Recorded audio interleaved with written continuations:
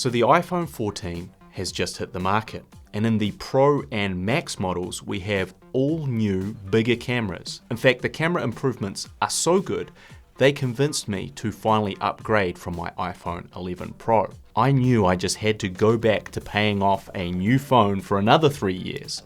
And to be honest, as a filmmaker, I'm really only interested in how good the cameras on the new iPhone 14 Pro are. And are they good enough to really start replacing my conventional video cameras? Can I start shooting short films on this thing tomorrow? Have we reached peak iPhone?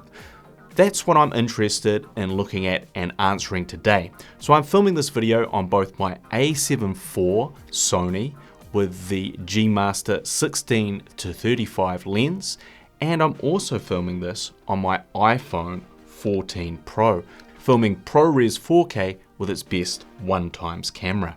So how much of a difference is there? Do you feel like the Sony is miles ahead of the iPhone still? Here's another series of tests in a very similar lighting environment where I've tested each of the 3 cameras in their different settings so you can see the difference between them. This is what the iPhone sounds like when it's about a meter away from me, and it's just using the internal microphones. How does it sound? By comparison, this is what the Sony A74 sounds like when it has a shotgun microphone, the Synco Mic D2, plugged into its K3 preamp module running directly into the camera. How do they sound? This is the iPhone Pro shooting in regular video mode, not ProRes 4K. Can you notice the difference between the two? This is cinematic mode, which is basically where it blurs out our background to create a greater sense of depth of field. You're used to seeing this from photo and video cameras, and this is why Apple are so keen to get this mode working well. You can see a more organic version of what shallow depth of field really looks like if I switch to my A74 for comparison. Now, how much you notice the difference can be quite subjective, but cinematic mode certainly does some weird stuff around people's hair, for example, or when there's a lot of movement in frame. Whereas sitting here like this, it probably looks quite decent. You can now use this mode in 4K, whereas the old iPhone would only let you do it in 1080 resolution. This is a nice touch, as I like to shoot everything in 4K when I can, especially now it's added the 24 frames per second as a shooting option instead of just 30. Now we're going to go back to regular non-cinematic mode. Now, as I talk about the new features of this iPhone, I'm going to cut between some of the various footage I've shot comparing it to my A74 in each of its different modes, so you can get a feel for some of its features. The big selling point for me is the new 48 megapixel camera, which replaces the old 12 megapixel one.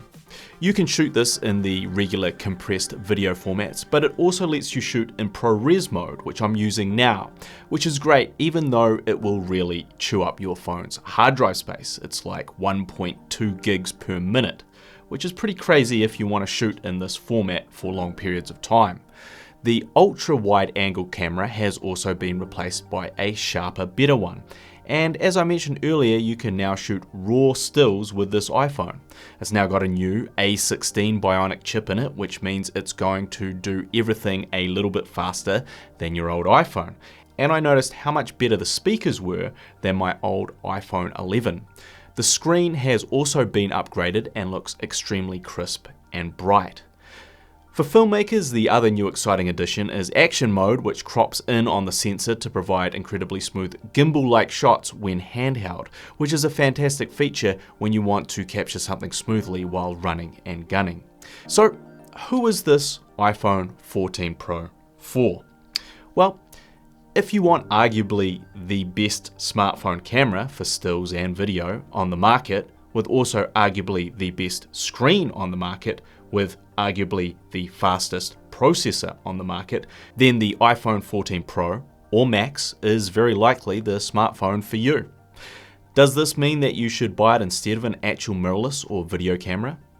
For the current price of these phones, the answer has to be no. While this footage is absolutely stunning and you can clearly make amazing things utilizing this technology, I think my demonstrations show it's not going to really give you the feeling of a DSLR or mirrorless video camera can. While the iPhones are clearly orientated and focused towards video and photo shooters, a smartphone still has to serve many masters, while a traditional camera only has to serve one, and that's producing the best possible image. Now, on the other hand, if you're looking for the most intuitive, easy, quick to pick up vlogging camera that fits in your pocket, takes amazing video and stills, and works fantastically well when all you want to do is point and shoot, then I would 100% pick this smartphone over any traditional camera.